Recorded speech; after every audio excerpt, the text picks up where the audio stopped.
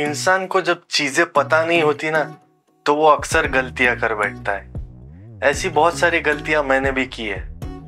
Motorcycling से related बात कर रहा हूँ। क्या बात कर रहे रे बाबा? मोटरसाइकिलिंग से रिलेटेड कुछ चीजें जो आई विश कि किसी ने पहले मुझे बताई होती।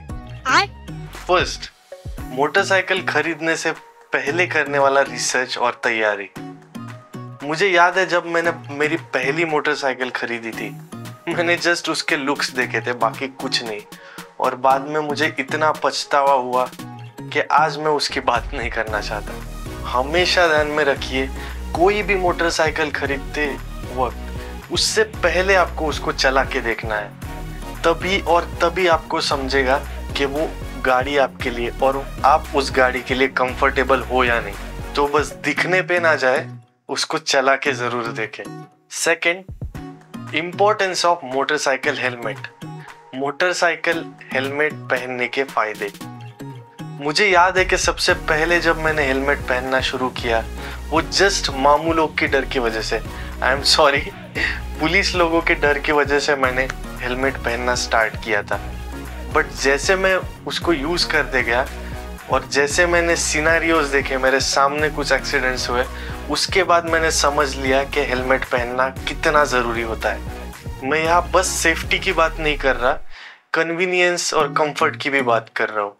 क्योंकि जब भी आप लॉन्ग टूर्स पे जाते हो, उस टाइम पे जो पोल्यूशन है, मिट्टी है, डर्ट है, वो डायरेक्टली आपके आंखों में चली जाएगी और आपको बहुत तकलीफ होगी। उसके बाद में ब्रीथ करते वक्त भी वो अगर धूल मिट्टी आपने ब्रीथ कर लिया तो आपको अनकंफर्टेबल हो सकता है ब्रीदिंग के लिए। तो ऐसे टाइम पे हेलमेट पहनना बहुत ज़रूरी होता है। उसमें भी क्लियर वाइजर हो और वो एंटी फॉग फिल्म के साथ आए, तो उसको हर सीजन में आप पहन सकते हो। अगर वो टिंटेड है तो शाम वाली सिचुएशन में या फिर लो लाइट वाली सिचुएशन में आप उसको यूज नहीं कर पाओगे। तीसरी चीज, मोटरसाइकिल और मोटरसाइकिलिंग को लगने वाले खर्चे। माँ कसम, इतना वॉलेट जल्दी खाली हो जाएगा, आपको पता भी नहीं चलेगा। Motorcycling is an expensive hobby. सबसे पहला तो है मोटरसाइकिलिंग को लगने वाला पेट्रोल। आप जितना ज्यादा चलाओगे उतना वो पेट्रोल मांगते जाएगी। दूसरी चीज है इसका मेंटेनेंस। समय के साथ साथ बाइक को लगने वाला मेंटेनेंस भी बढ़ते जाएगा। और अगर एक बार आप मोटरसाइकिलिंग की लाइफ में अच्छी तरह से उतर गए, उसके बाद में यू टर्न नहीं ले पाओगे। आप खुद के ऊपर कम खर्चा करोगे, खुद की चीजों में कॉम्प्रोमाइज करोगे, लेकिन बाइक में नहीं। फोर्थ चीज है मोटरसाइकिल कैटेगरीज। मोटरसाइकिल कैटेगरीज के नाम पे मुझे कुछ गिनी चुनी बाइक्स ही पता थी। Splendor, discover, Pulsar. उसमें भी स्पोर्ट वाली कैटेगरी जो आती है, उसमें करिश्मा आर, R15 और पल्सर, उसमें भी 220 वाला मॉडल।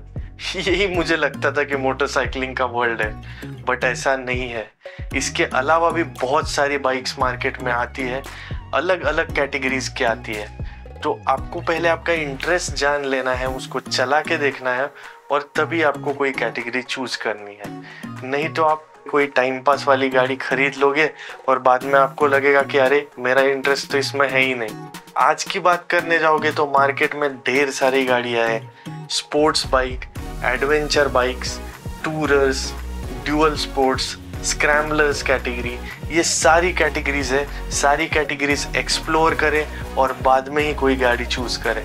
और याद रखें, कभी कभी आपको गंदी सी लगने वाली बाइक भी चलाने के लिए इतना मजा आ सकता है, तो वो आप इमेजिन भी नहीं कर सकते हो। इसलिए पहले चला के जरूर देखो। फिफ्थ चीज है घर पे होने वाला बाइक का मेंटेनेंस। जी हाँ, घर पे भी बाइक का थोड़ा थोड़ा मेंटेनेंस, जो छोटी छोटी चीजें हैं वो हम कर सकते हैं। जैसे बाइक की चेन का ल्यूब्रिकेशन हो गया, क्लच वायर का एडजस्टमेंट हो गया, ये चीजें हम घर पे भी कर सकते हैं।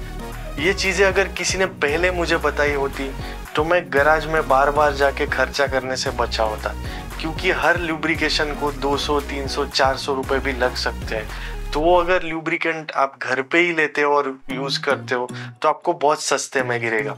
इसके अलावा भी कुछ चीज़ें हैं, जैसे गाड़ी का पंक्चर ठीक करना, ये भी बहुत इजी चीज़ है।